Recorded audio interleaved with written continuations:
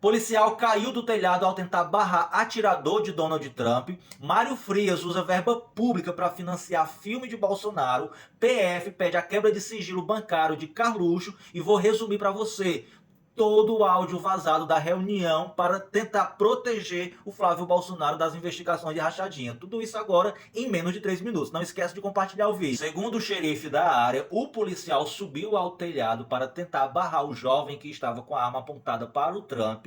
Chegando lá, ao perceber, o jovem armado virou a arma para o policial. Ele, de maneira misteriosa, se desequilibrou e caiu, machucando a sua perna. E segundos depois, o jovem atirou em direção ao Trump. Supondo que essa versão oficial seja verdadeira, não justifica o fato do Trump ainda permanecer em cima do palanque, palestrando, sabendo todos os seus seguranças que tinha um jovem armado em cima do telhado em direção ao Trump. O deputado puxa-saco Mário Frias, ex-ator da Malhação e da Globo, ele está utilizando verba pública destinada à divulgação das obras do seu exercício parlamentar para financiar a produção de um documentário em homenagem ao Bolsonaro. Ao longo de 2 meses foram realizados 5 pagamentos que totalizaram mais de 13 mil reais para a empresa responsável pela produção do documentário. Aqui está um dos recibos e o nome do documentário chamará-se A Colisão dos Destinos. Eu particularmente acho que no Brasil, tanto a esquerda institucional como os órgãos de fiscalização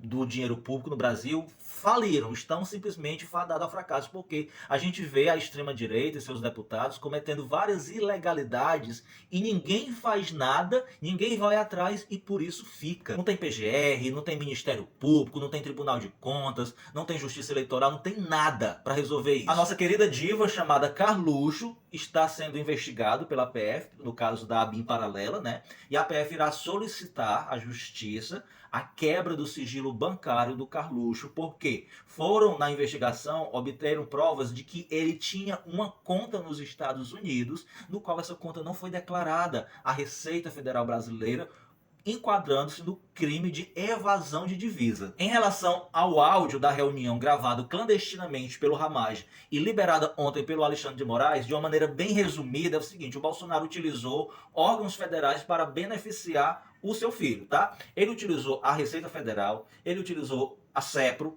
ele utilizou o GSI, ele utilizou a ABIN e tudo o que foi possível para beneficiar o seu filho e protegê-lo das investigações, ao ponto de que as provas coletadas tornaram-se nulas pelo STJ e pelo STF, e a bonita tá livre, leve e solta ainda hoje. Num trecho desse áudio ele fala que o então governador do Rio de Janeiro, Wilson Witzel, pediu ao Bolsonaro para resolver essa investigação do Flávio Bolsonaro em troca de uma vaga no STF, o que obviamente foi desmentido pelo então governador. Já o Ramage disse que essa gravação não foi feita sem o consentimento e conhecimento do Bolsonaro, que muito pelo contrário, essa reunião foi gravada com a anuência do Bolsonaro exatamente para criar provas contra o Wilson Witzel, que estava querendo chantagear o Bolsonaro. Essa informação foi negada pela cúpula bolsonarista, considerada como inverossímil. Uma ex-sócia da então advogada do Flávio Bolsonaro disse que recebia ordens de Ramagem para livrar o Flávio Bolsonaro da cadeia. Após essa reunião,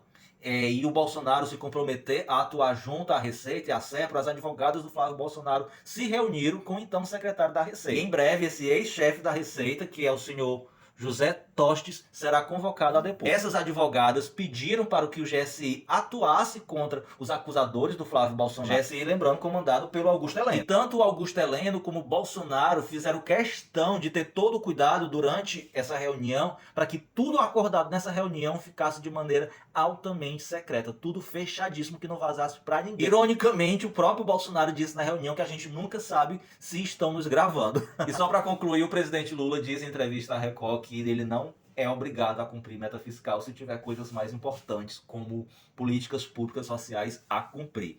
Preparem o lombo que o mercado e a imprensa vai chicotear de manhã, de tarde e de noite. Eita! E aquele container cheio de presente do Lula, que ele ficou para ele mesmo, e ninguém fala dele, só fala das joias do mito. Ó, presta atenção aqui, isso aqui são 2 mensagens que o assessor do Bolsonaro na época enviou para ele, referente aos presentes que o Lula e a Dilma ganharam. Vi no TCU que a Dilma também entregou alguns presentes, faltaram 6, ela recebeu uma multa, mas não pagou. Capitão, em reserva, foi atrás dos objetos do Lula. Não sei como ele fez isso, mas ele devolveu os que ele incorporou ao acervo pessoal e pagou ao TCU pelos objetos que não foram encontrados. Uns 11 mil reais mais ou menos. Tá vendo aqui, gado? A diferença de presidente honesto para presidente ladrão de joias? Mas mesmo depois disso, o Bolsonaro continuou insistindo que o presente eram propriedade dele. Ele falou pro ASEF, olha aí, olha só, não é presente pro Estado não. Pro Estado é quando ele entrega numa solenidade oficial, tá ok? Lula e Dilma levaram consigo 551 presentes dados por autoridades estrangeiras entre 2003 e 2016, mas devolveram os bens para o acervo público da União em 2019 após determinação do TCU, porque antes dessa determinação, antes de 2016, não havia nenhuma regra sobre esses itens. Após seus 2 mandatos, Lula levou 434 presentes e 80 desapareceram após a determinação do TCU para devolvê-los. Somente 11 não foram encontrados e o petista pagou um valor de R$ 11.749, valor ressarcido integralmente, segundo o tribunal. Ou seja, as joias que ele teoricamente ficou para ele, porque perdeu e não encontrou, ele restituiu aos cofres públicos, ok? Já Dilma, por sua vez, ficou com 117 bens e devolveu quase todos, com exceção de 6, que foram considerados também desaparecidos. Aí ela levou uma multa do TCU, porém ela recorreu dessa multa, por isso que até agora ela não pagou. E, meu amigo, tem que comer muito feijão com arroz para chegar aos pés do que Lula e Dilma são. Tá chegando, não incomoda. E a TV chegou já. Chegou a TV aqui, ó.